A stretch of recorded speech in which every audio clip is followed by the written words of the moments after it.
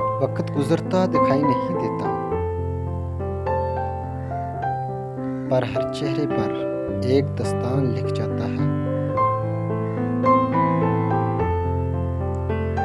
वक्त आपका है, चाहे सोना बना लो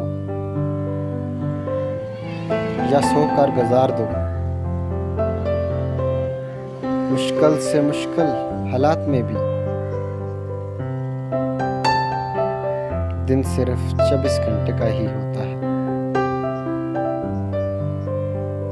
वक्त ठहरता नहीं, गुजर जाता है।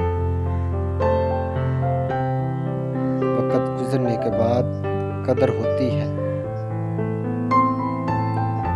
इंसान की और इसकी बातों की।